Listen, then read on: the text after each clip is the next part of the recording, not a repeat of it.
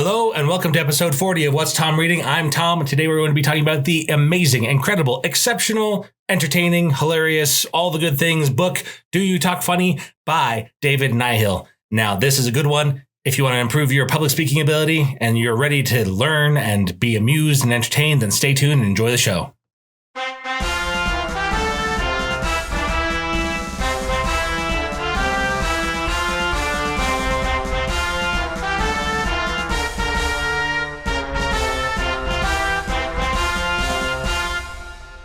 All right, so as I said, welcome to episode 40 of What's Tom Reading. If you are tuning in from the YouTube channel, then, enjoy looking at my beautiful mug, my fancy free trucker hat, and my green shirt. If you're tuning in from the audio podcast, then that's fine. I'm glad that you're tuning in. Thank you very much for, especially for my longtime listeners who have been loyal and faithful to this show, in spite of my atrocious record at getting episodes out speedily. Standard excuses apply for this one. I've been extremely busy. You have been extremely busy too, but we're together again, and I'm not going to waste any more time on that. If you do want to get in touch with me though, and I have had a few of you reach out, please feel free, by the way, to reach out. I do still have a 100% perfect track record of responding to emails that are sent to whatstomreading@gmail.com. Again, if you have any comments, complaints, corrections, suggestions, if you just want to get in touch with me, then feel free. It's always really, really great to hear from you guys. It's one of my favorite things about doing this is hearing from real people out there who are really listening to the show. So without further ado, let's move on to the topic of today's conversation, which is the book Do You Talk Funny by David Nihill. And it's either Nihill or Nihill. I'm not sure. I can't remember exactly how he pronounced his last name. He was Irish. He had a very thick accent. It was very pleasant to listen to the audiobook. For those of you who prefer to do your reading, on paper or on Kindle or something like that, then you will miss out on the Irish accent, which is something that I found to be the most perhaps enjoyable part of the book, is him telling very cool, very funny Irish stories in a very cool, very funny Irish accent. So the premise of the book is basically that comedy is the key to effective communication. And, I didn't initially buy the premise of the book. I thought, okay, that's fine. I've been on a kick lately. So something you should know about me, those of you who are listening, I am in an interesting place in my career right now where I am being given sort of speaking opportunities, but as like the lowest level imaginable speaker. So I'm coming to these events as like, who the heck is this guy? He has nothing really to offer. And so I have to win people over with the content of my speech. And so it's something that I've been really focused on, something that I've been really trying to improve. And so a lot of the books that I've been reading lately are like, okay, how do I get good at this? I know there are people who are naturals at it, who are just comfortable in front of a crowd and in front of a camera. I'm not that guy. I'm in front of a camera right now because that's one of the things that I've learned is a good way to improve your public speaking skills is to speak publicly. And one of those things is to speak into a camera. And so here I am. I'm doing my part to improve. I believe me, it's painful to me. And, this is a little peek behind the curtain, a little fourth wall action for you. But it is painful for me to sit and edit these videos and look at my dumb face for however long that I'm going to be talking. Just look at my idiot face and my idiot hand movements. I'm like, why do you do that so much? Why are you moving your fingers like that, dude? It's so weird. But it is improving my ability to public speak. I'm sitting here thinking constantly that I need to be saying less all the time. So catch me on that. If I say or like more than 5 times in this episode, I want you to send me a strongly worded email that says, Tom, you let yourself down. You let us down. You need to step it up. Okay. So, that's another, I've deleted and replaced it with so I'm using filler words rather than just letting a pause hang. And one thing that you should know is that those pauses between those words, when you're the guy that's doing the speaking, those feel like an eternity. Whereas to the listener, they don't really sound like anything. They sound like, is he just taking a breath? Is this a dramatic pause? So I've also learned that I talk too much, too fast, and that I'm using too many filler words. So take a breath, let that chest resonance fill out, get that nice chest voice rather than talking in a high-pitched, nasally, squeaky voice all the time, and try to say something in a way that is informative, useful, and, according to David Nihill, most importantly, entertaining. It's supposed to be funny. Comedy, according to him, opens up all sorts of different neural pathways. It surprises people in ways that's what a joke is. It's a surprise. That's what that knee jerk involuntary laughter is. When someone hears a joke and they immediately snort or spit out their milk or whatever they're drinking, and they have an involuntary humor reaction. That's because of a surprise. And there's no better way to keep people engaged in what you're saying than to keep them on the edge of their seat, wondering what you're going to be saying next. If they feel like you're just engaged in some sort of a canned speech, that's something that's extremely similar to what they've heard before, then they're going to tune out. They're like, yep, I get this guy. It's not really something that's going to be new or surprising or interesting to me. But if you can make them laugh, if you can surprise them, then all of a sudden they're thinking, okay, there's something here. There's something unique. And that's not even happening at the level of thought for them. That's happening subconsciously, where they're saying, surprises are happening. I better pay more attention to this. And I've got to tell you guys, I read this book. I finished it just before what has been the biggest public speaking engagement of my career so far.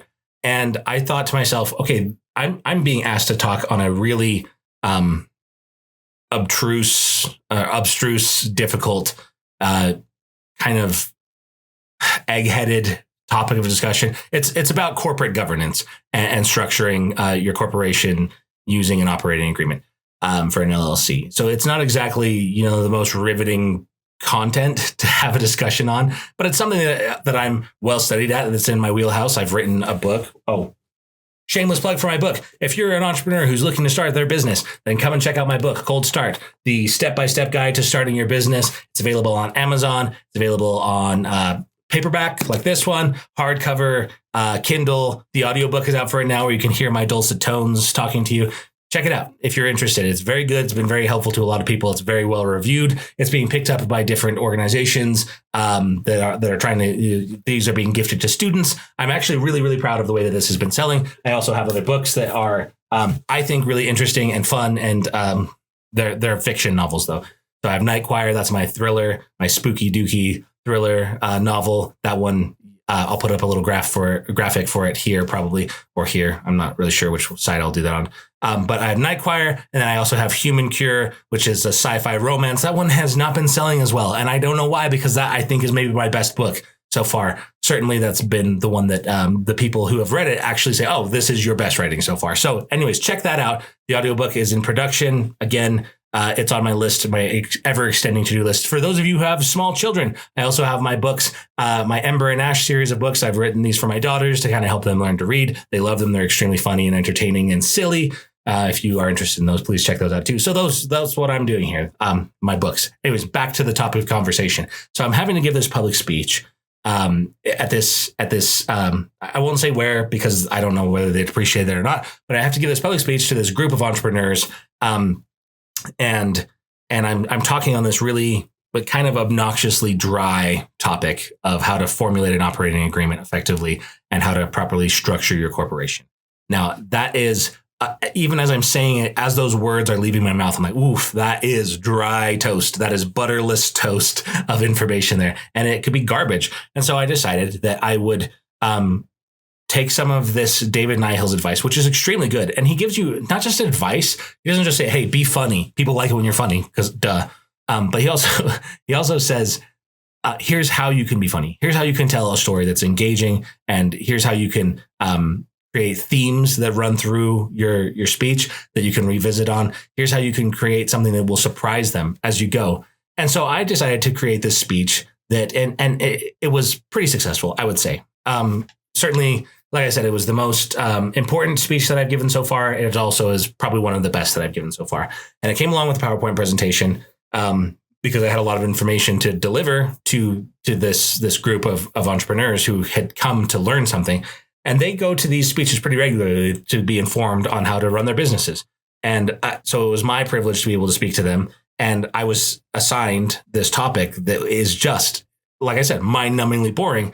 And in order for me to make it entertaining, I decided, well, there are some things that I'm going to have to do here. So I'm going to have to immediately set off the tone that I know this is boring. I know that this content is not going to be riveting in and of itself. So I'm acknowledging that you came to learn about this thing. You know that it's important, but you are not expecting to be entertained. I'm going to exceed your expectations here. I'm going to deliver this content in a way that's informative and useful to you. And you're not going to hate that you're here today listening. So that was my plan and my promise to them when I first started out. This is not going to suck. So pay attention. And it's okay for you to do that when you start out in a speech. You could just say, hey, here's what I'm talking about. I know that sounds boring to you. I promise it won't be. Just bear with me. Stick with me. Okay.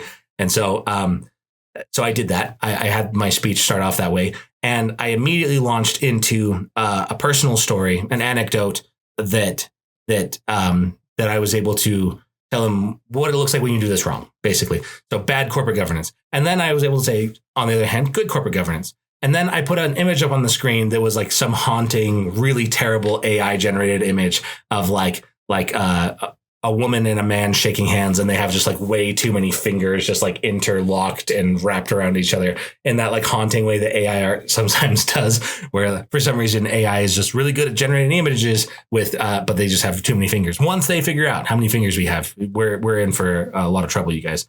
But anyways, I generated this weird AI image and said almost nothing about it. I just said, hey, there's an AI image. People looked at it weird, and I said, for intellectual property reasons, I've generated all of the images for this presentation with artificial intelligence. I hope you enjoy them. And they're all like, okay, a little bit weird. That obviously has too many fingers. Move on to the next slide, talking about something else that's dry as a bone, and cracking a couple of jokes, a couple of anecdotes, asking for their feedback in real time. And just saying, any thoughts on that? Any advice? Any information? Anything that you want to share with the rest of the group? Any experiences, personal experiences you've had of doing this well or doing this poorly? And soliciting feedback from the group. That was one really, really great way that I was able to gain rapport with the audience who doesn't know me and doesn't know anything about me, but they know everyone else that they're working with there. And so when I was able to solicit feedback from them, you can really pretty quickly tell who in the room is respected by their peers, because people will either roll their eyes and go, ugh. And then pro tip for those of you who are running a room, don't call on that guy again. Okay. If everyone in the front row goes, oh, that guy's talking again, then maybe just ignore his hand the next time it comes up, because he's going to subtract from the experience of the rest of your audience. But if you call on someone and everyone else turns around and goes, oh, okay, he has something to say about that, then you know that you've got some guy in there that is well respected, and you can borrow his credibility by allowing him to participate in the discussion that you're having there. Okay, just a little tip for you there. That didn't come from this book. That's just something that I have learned personally in my public speaking engagements, is that like, yep, there's going to be people in the room that are well respected by their peers. Those people, and that depends. If you go to a random conference where people don't know each other, then that's different. But if you go and talk to a corporation or a business, like a going concern, where you're the stranger and they all know each other, then try to pick up on those cues that are being given out, where if a guy is commenting and everyone else goes, ugh, then don't call on that guy again. And if a guy is commenting and everyone goes, okay, yeah, I care what he thinks, then he's either the boss, and they're all secretly going, ugh, or, which by the way, try and find that out ahead of time, or that's someone that's well respected. So there's that. Anyways, I was engaged in this back and forth. I was soliciting feedback. I was able to kind of pick out a handful of people who like to talk, who consider themselves subject matter experts, and who have respect in the room. And I said, okay, you're my guys. One was a gal, actually. So a guy and a gal. And one was on my right, stage right. This camera flips it, but one was on my right, one was on my left. And so me looking out at the audience. And I was able to say, okay, this guy on my right, he's got a lot of big, loud opinions, but people seem to care what he thinks. This gal on my left, she's quiet. I'm going to have to kind of draw her out. But when she speaks, everyone else pays attention. So those were my foils in the audience. Those were the people that I knew, okay, these are going to be my interactive partners throughout here. And then I clicked the slide over, and another AI image popped up. This one was also terrible. It was, I think, of an elderly couple sitting watching a sunset, and they had the same face. And it was really, it's really awful to look at. You know, the man and the woman have the exact same face, but the man has a bit of a beard, and just an abomination of an AI creation. And I move on to the next slide and repeat the same thing. You know, we have this discussion. Here's the information. Here, crack a couple of jokes. I'm able to get bouncing off of people in the audience now that they're fully engaged. And, you know, get the respected parties to participate. And the gal on my left, she was kind of hard to draw out of her shell. So I had to specifically call her by name and say, hey, what do you think about this? You obviously have some thoughts on these things. And at first she was like, she thought maybe I was picking on her. But then I was like, no, obviously your comment was. That's the other thing. Give out compliments freely. Give them out like candy, especially when you're up on the stage there. There's no downside to you being like, excellent question. One of my running jokes was that like every time someone asks a question, I'm like, awesome, that's great. I'll slip you your $20. Meet me in the parking lot afterwards. Thank you for asking that planted question. Hopefully everyone obviously knew that you were asked ahead of time to ask that question, stuff like that. Especially if their question was just like right on topic or was leading into the next thing we're going to be talking about. And people, when you have an audience that's engaged with you, especially an audience that has some subject matter expertise that you're just kind of helping to build upon, that audience is going to be really, really pliable and willing to work with you. And it becomes more like a dialogue as you go. But you have to kind of keep moving the wheels forward. You kind of have to, there will be people that try to bogart the entire conversation, and you do have to, pump the brakes. And, you can maybe a little small social correction, like, wow, that's great. Maybe you should be the one up here giving this speech. That's a compliment, but also them, like you're taking up a lot of time here, buddy. And most people get that like, oops, talking a little too much, but then invite them back to the next time. Like, hey, you had some good thoughts on this. What do you think about this? And they'll be more brief probably the next time around. So just kind of learning those tactics for being in front of a room full of people, and just learn to enunciate, learn to speak a little bit more slowly, learn to, speak with some resonance, learn to stand up straight, keep your shoulders back, keep your chin up, all these things that I'm focusing on so that I can deliver just the basics of before I even get to the content. My presentation there has to be, somewhat, I dressed a level higher than them in professionalism. So I was in a button down shirt. They were all business casual. And, I was the subject matter expert, but I invited them to participate and entertain them at every point. And then click, another AI image pops up. This one was of a group of people sitting around a table discussing a business idea. But again, for some reason, they all had the same face. And I don't know why AI, at least the AI that I use, has that habit of just generating extremely similar facial features in people who are sitting next to each other, like they're all triplets or something like that. Anyways, there's this group of people, and they're all sitting around a table discussing a business idea, and they just have that haunting AI look and all the same face and everything like that. And, everyone's laughing like, what is up with this guy's pictures? And then move on to the next topic, repeat. And I did that for 8 slides, 9 slides. And by the end of my discussion, I had a little bit of a monologue planned, and I brought it down in tone. I slowed it way down. And I said, this is serious. It's serious what we're talking about. If you do this wrong, it could cost you your business. It could cost you a fortune in litigation. Pay attention to the things that you've learned today. Have that conversation with your partners. Sit them down. I want you to go, and I want you to sit them down after this. I want you to get right on the phone. If you don't have a good operating agreement in place, and you've spotted weaknesses throughout this presentation, and you think, oh crap, I don't have that ready to go right now, I want you to leave this talk, get on the phone with them, and say, hey, we've got some things we need to hammer out with our operating agreement. And then sit down with them. Get it done. It's serious. It's worth your time. And just kind of break it down to that level. And after being high energy and really kind of fun and playful with them, getting serious with them really hammered home the importance of the core message there. And they were leaning into me because I was speaking more quietly. So they were leaning in and paying attention. I'm telling you, this was my most successful speech by far. Everyone in the room was locked on. Everyone in the room was paying attention. There were people that were nodding their heads along. I like that. And we were talking again about corporate governance and structuring an operating agreement. This was not a fun subject, but I had everyone locked in. Okay, yes, that is something that's important to me. Yes, that is something that I will do. And then at the end, I clicked and the AI image popped up. And this one was, gosh, I can't remember my last one, but it was one that was, it was so blatantly badly made that they're like, okay, what is going on with your images right here, man? And so I told them, I said, you've obviously noticed that I've done a really poor job with my images here. And here are the list of prompts that I had for every slide. Look, here's the prompts, and here's what they produced for me. Does it look good? Have you been impressed with the quality of these images? And they all kind of laughed, and some of them shook their heads, and some of them were like, no, dude, what the heck? And then I just said, this is one of the main points that I want you to leave here with. Don't you dare go home tonight and have AI write your operating agreement for you. Don't you dare. Because look at these prompts. I said, make an elderly couple sitting watching a sunset. And they made that haunting mess, that disaster. Make an image of a man and a woman shaking hands at a business conference. Look at that. Look how many fingers they have. If you type in the prompt, to your AI device of choice. If you type in the prompt, make me a perfect operating agreement with these parameters, you're going to get too many fingers. You're going to get haunting faces. You're going to get errors. It's going to make mistakes. The technology isn't there yet. And you don't have, no offense to any of you, you don't have the technical skills to know that the AI has created a terrible operating agreement for you. You need professional help with this. And I am the man to give you that professional help. Me, come and meet with me after this discussion.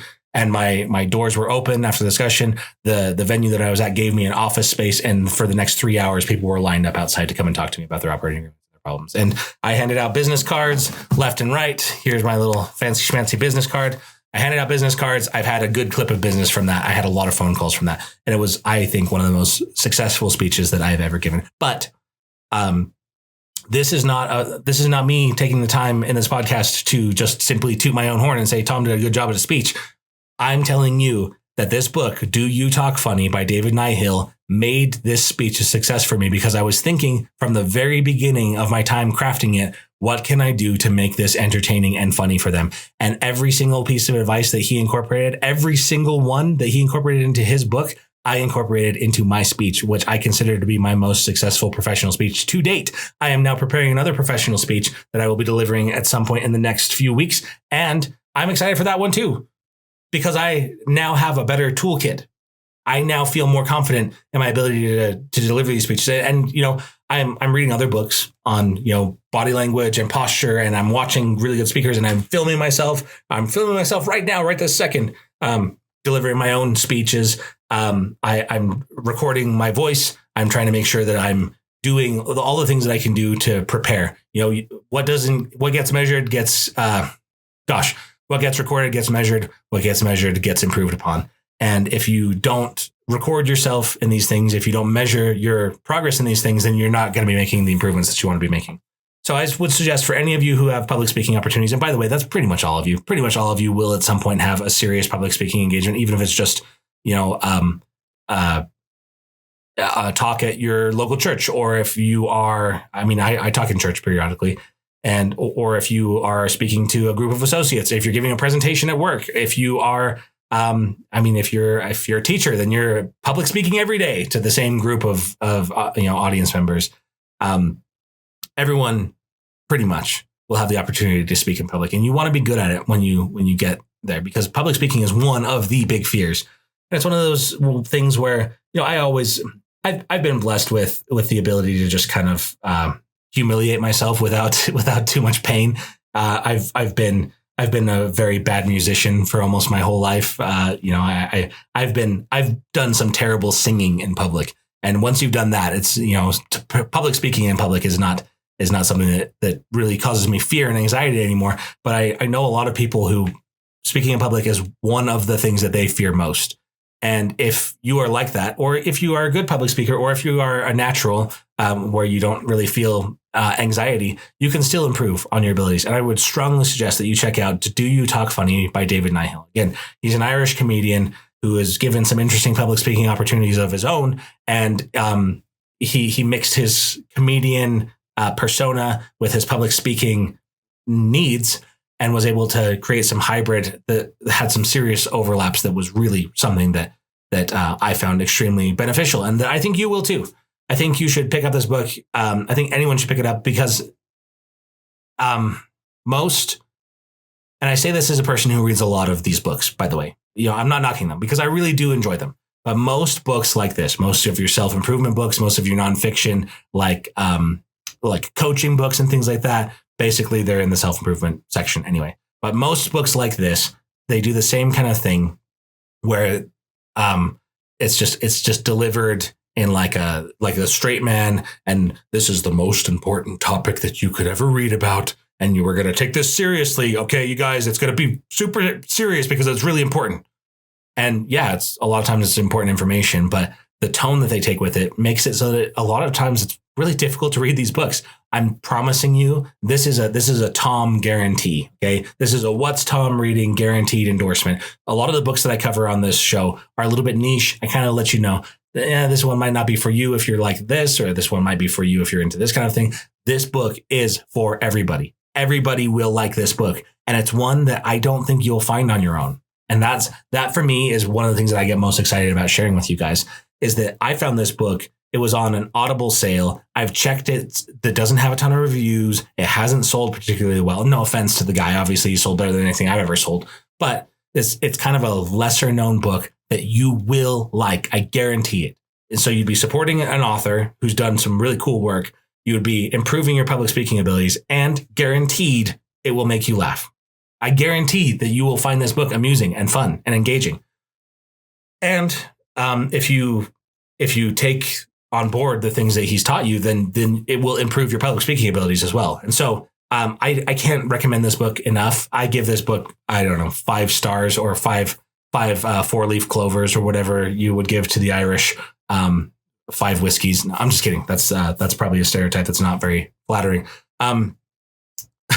But this is a book that I found just totally engaging. I don't know anything else about the guy. I don't know if he's like a nice guy. I don't know his comedy. All I know is that he wrote a real good book that I found engaging and helpful. And so I can recommend it to you guys. Anyone out there who's interested in picking up a book that's going to make you a better public speaker, that's going to make you think about the things that are funny to you in a different light, and it's going to help you with your comedic timing. And comedic timing is a great way to make a connection, even if you aren't public speaking. If you're networking, if you're meeting someone new, a lot of times people have those same fears in those situations of meeting new people at a party or at a wedding or something where you're dreading, all the people that I'm going to meet, and you're dreading it, and you're not confident in your own abilities.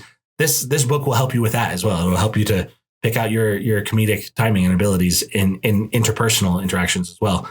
And if you can make someone laugh, you're more than halfway towards a friendship there. People like laughing, people like smiling, people like the people that make them laugh. And if you can make someone laugh, then they'll listen to what you have to say next, because you've surprised them already, and they're thinking maybe he'll surprise me again, or she, whoever you are. So anyways, that's it for this episode. I want to keep it short. My last one ran a little bit long. Thank you again for all of you guys who are listening, who continue to tune in, even though I'm sporadic in getting these episodes out. I really appreciate you guys. I really appreciate your continued feedback, your continued recommendations and suggestions. Again, please reach out to me. What's tomreading@gmail.com. I get back to everybody. There's no apostrophe in that, by the way. So it's what's no apostrophe, Tom Reading, no question mark, @gmail.com. If you want to send me an email there, I will get back to you. If I haven't gotten back to you, then that means you haven't sent the email to the right address. So remember that. If you've tried to send something and you've used an apostrophe or a question mark, that hasn't gotten to me. I'm telling you, I have a 100% perfect track record in responding to every single email that I've gotten from every single one of you out there in the real world. And it's been really great for me to be able to feel the community around this show, feel the continued support. And for those of you who continue to tune in, I can't thank you enough. It's been really meaningful to me. This is just me here in my office on a Monday afternoon after working with a client. I just decided, I'm going to make a video about that book there. It's been too long. I again apologize for being unreliable and getting these out in a timely manner. I am trying to improve on that. I'm also trying to improve the quality of the video production here. I've got a green screen behind me. I should have a nice image behind me here, but low production value. I understand. I'm trying to get better. I'm trying to get a better microphone, trying to get better at my audio recording. All that is thanks to you guys' feedback. You guys come and tell me, hey, Tom, there's too many hisses and breaths in your audio. I don't like that. Can you please figure it out? And I figured it out and I delivered. And I'm still delivering. So if you have any suggestions, feedback, anything that you can do to help me improve as a speaker, to improve the content quality for you guys, I want to be involved in making that better, because this is something that we get to share together. Me calling out from July 29th at 3:40 p.m. In Utah to wherever you are in the world, Germany, the UK, the United States, all of you guys. I see you there on the analytics, and Texas, California, Virginia, Nebraska. Gosh, there's a lot of you out there. Utah, Idaho. I can't thank you all enough. I do see you. I want to know you. Please reach out to me. It's important. We can build some community here. And then the things that you say impact the show. So don't be shy. All right. Again, what's tomreading@gmail.com. And please feel free to look up any of my books, support my author page. If you have read my work, which I can see that some of you have, I can see a little bump every time I drop one of these episodes, which is nice. I again want to thank you all you guys for your support of my work. But if you do read my book and you do enjoy it, then please feel free to leave a review on Amazon or Audible or wherever it is that you pick it up. And then if you wouldn't mind also leaving a review for this show on whatever podcast streaming service that you use. I don't have that many reviews for the show, and I understand why, because most of the people who listen to podcasts, including me, by the way, a big podcast listener, I think I've probably left a handful of reviews in my life. So I know I'm a hypocrite, but it's one of those things where you're on the go, you're on the move. If it's not too much trouble for you, if you would leave a nice review, 5 stars only. Okay. I don't want any of these 3-star reviews. I don't want a nuanced take on my performance. I want gushing praise and nothing more. And obviously I'm kidding, honest feedback, always appreciated. So thank you guys so much. I really appreciate you. And I'm gonna go so far. I'm gonna go on a limb. I'm gonna take it to the next level, you guys. I love you guys. I love reading. I love new books. I love new ideas. I love improving. I love kind of pushing myself to that next level. And I know that if you're listening to this show, that you're like that as well. You're tuning into this podcast because you wanted to hear about a cool book, because you wanted to learn something different. And I know that you have a million options for podcasts, and you chose mine. And so that is something that I am very aware of and very grateful of. And I want to thank you. If you would like to share this with someone else who you think would get a kick out of it, please feel free to do so. We're going to wrap it up. Thank you. Thank you. Thank you. Please enjoy your day, your week, your month, depending on how long it is till I get the next episode out. I'm going to try. I'll see you guys soon. Take it easy.